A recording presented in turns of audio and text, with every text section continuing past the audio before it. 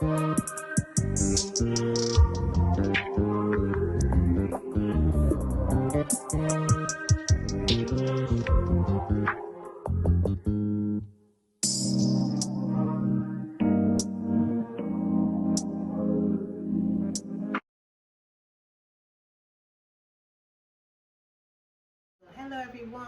everyone. As usual, my kind of people showing up, always showing up to show me some love. Thank you so much. I appreciate it. Thank you for coming back and always coming back. And like I said, bring everybody with you and do all the great things you do to help my channel. That will help my channel to grow. The like, subscribe, share. Please be liberal. Share. And let's just chat in the comments. Tell me what you think of, the little switch that I made in how I present my content. Just give me some advice and so on. Just let's have a conversation. Let's have dialogue. I hope your day is going well because mine is going fine. Anyway, a prelude. Let me give you a little, I must touch on my shows because those are my stress relief go-to shows. When I'm done having a very hectic day, I just go to my shows. And then my sister also facilitates Netflix. Yeah, she facilitates Netflix. Let me tell you something. If Netflix does what they're planning to do with taking away the privileges of people sharing passwords and so on, they're going to lose more subscribers. Trust me. There are lots of other ways people can get their movies and so on. So they need to get out of their feelings. And thank you, my sister. She's always looking out for her sister. So we'll continue to do it. Netflix, chill. Okay? Anyway, did you see the ending, the finale of Ready to Love? And also Put a Ring on It? Well, Ready to Love finale wasn't bad. It was kind of predictable because Clifton and Joy were a match from the start, and I do believe that those two people are going to get married soon. If this does not turn out right, something is wrong because I think they were the most authentic, on the more authentic couple on this show. They showed who they were from the start. I do believe there was a connection from the beginning. And it's like when Joy said she can't wait to have sex with Clifton. I'm like, girl, you're already having sex with that man. Look how you kissed that man. And then the apparel, they coordinated the styles, and they were stylish with their turtleneck, and they were also color coordinating. Joy, who you think you fooling? Come on. And then there was Donovan, and they had to go meet the relatives and so on. There was Donovan and Carmen, and well, I don't think Donovan and Carmen had a connection, but what I know is that Carmen, she just worked that feline persuasive energy from the start so as not to be booted out. I like Carmen. I think Carmen is going to be good. She's a good person outside of the show. She's very confident and so on. She's coaching. The key is fine too. The key and Paul, there was no energy there. There was no chemistry there. Everybody knew that they were just hooking up because I guess they were the last two mismatched ones. So when Paul said, he was gonna choose himself, fine. Thank you, Paul, because anything else would have been really strange. I mean, even though all these other connections sometimes, aside from Joy and Clifton, seemed kind of contrived, this season wasn't bad. There was Put a Ring on It. The usual thing, them being assigned dates. The only difference was that they all had to meet up at the same location, and they were supposed to just be there and with their dates and so on. Charlena and Otis's date was at a yoga studio. Charlena could not keep her eyes off of Otis's date. Otis then, after the yoga session, walked over to Charlena and tried kissing her. He's so weird. They seem not to understand what the show is about. You have to learn to control yourself so that you can work through your emotions. That is why they're there, right? For help. So sometimes they get so wrapped up and caught up in this thing. It's like, you were told, you saw the show, you were told what the show is about. So why are you getting so emotional? And why are you getting so worked up? Sometimes it seems so fake. And then there was also when they were meeting with a doctor, and Charlene Otis then revealed that he had DM'd his date. Charlene wanted to she hit the roof. She was done. She was so pissed. But then I remember Charlene, while they were at the yoga studio, she had said that the girl looks really young and she was a DJ and she was kind of insignificant. She dismissed her. So that's why suddenly you're threatened by this young girl. Oh my God, they're all so freaking out of touch. But then she does something completely different to the things that she says. She wanted to fight of Alfonso's date. And he was like so goofy, you know, this is the first time she's seen me out with a woman, she loves me, whatever. Alfonso, sit down. Because I don't know what the rush is about when it comes to you, sir. You need to even, anyway, I'm not going to go into that. But she was upset. She wanted to fight the girl and the girl was ready. Anyway, they left out. They had to remove her from the estab from the place because she was so loud. She was out of it. She was just going crazy. So they took her away, and then the two dates just decided to hook up and eat what they had ordered and so on. I agree with that. I agree with that. And finally, Shorty and Kenneth. Well, Shorty and Kenneth's issue was something. Shorty's a small ball of fire. Kenneth is really, I don't think he understands Shorty because of his focus. I do believe that Shorty is the provider. She's one that maybe she might be generous, and that was Kenneth's main focus. I'm not saying that I don't think that he's attracted to her. He must even love her. But her being financially stable is very appealing to Kenneth. But then Shorty knows what's up. So then Shorty said to him that she thinks that he's always playing out of his league.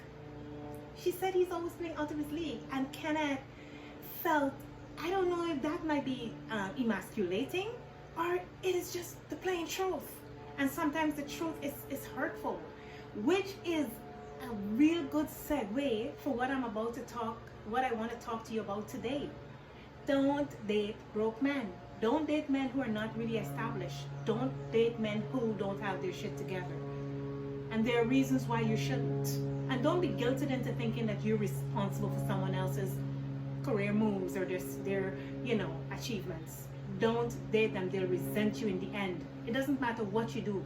They will resent you. Especially if you're an accomplished person and you're pushy and you're moving towards achieving things and nothing stops you.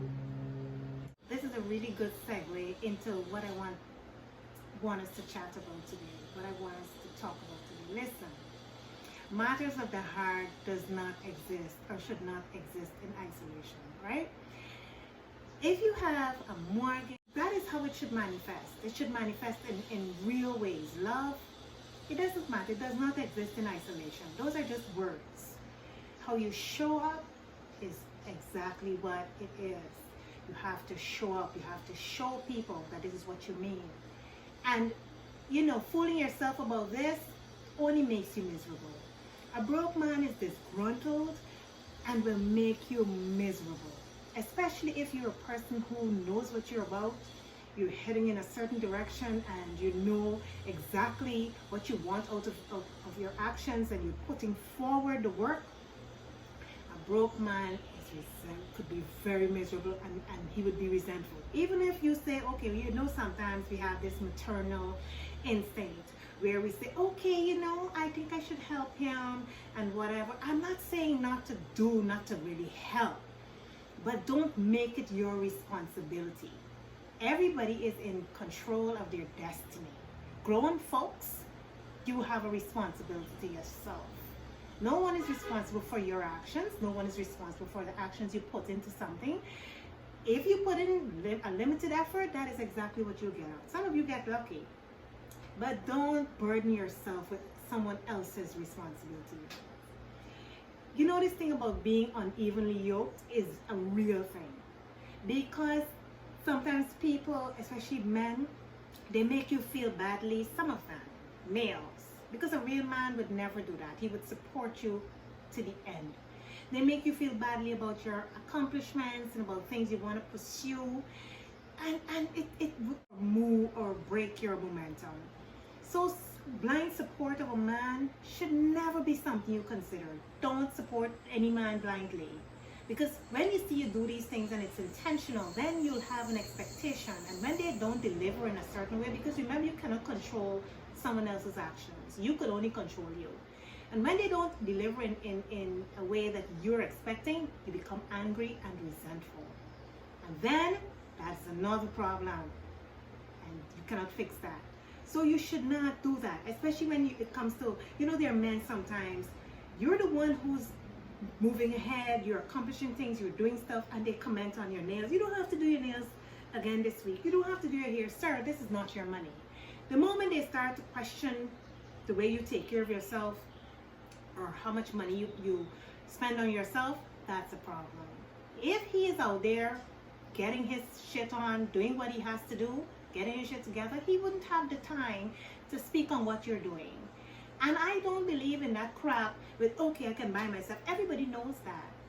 But what is your contribution to this cause? We're in a relationship. It's a partnership.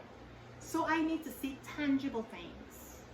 Tangible things.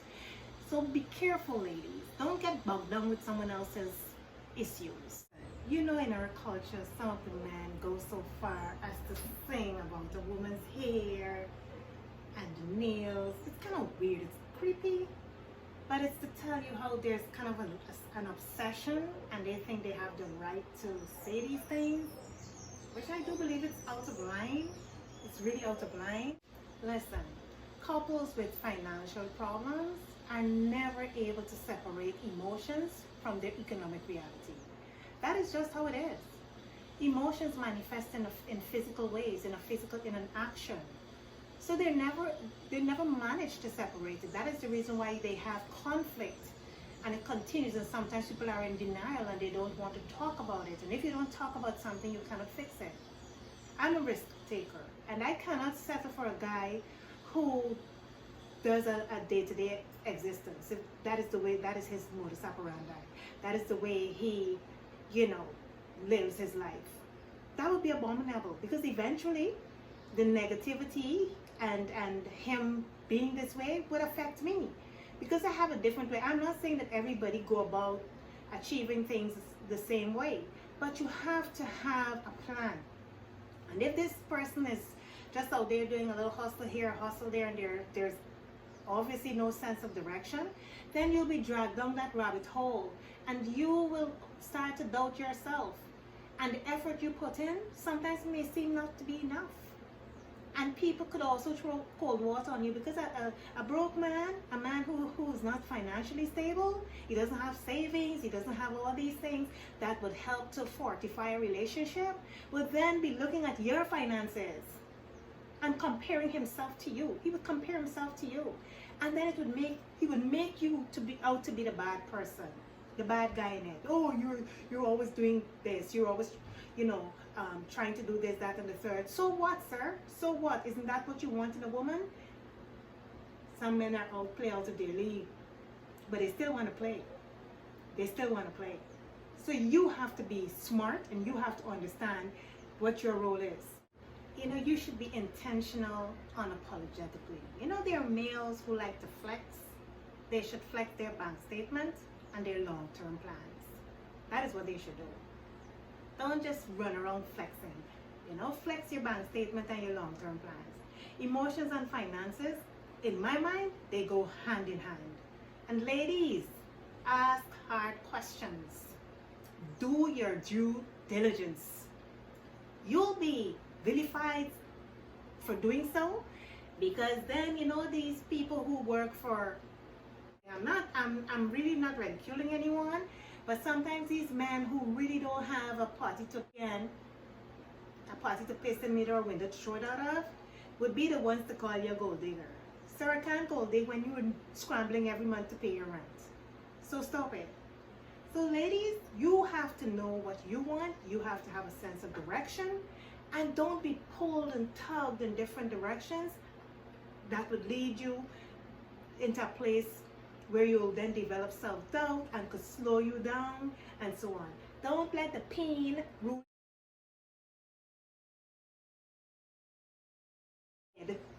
Don't let the pain don't let the pain control what you do. You are worth more than a community dick. Believe that.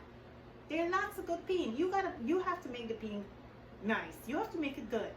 So don't let one person believe that they have this hold over you that could actually derail your plans and derail the way you're pushing forward. So be careful, ladies. Be careful. Alright? Be smart. Be intentional. Thank you for spending time with me. I appreciate it. Please, I'm going to pin the links to my store and my book on Amazon, my store on Shopify. Please check out my store. Get yourself something today. Get yourself something today. And check out my book on Amazon. 8 signs you might be in a toxic romantic relationship. This is a good topic for you to now go and check out my book on Amazon. Trust me, that book is really, really good. So thank you as usual for spending time with me. I love you guys.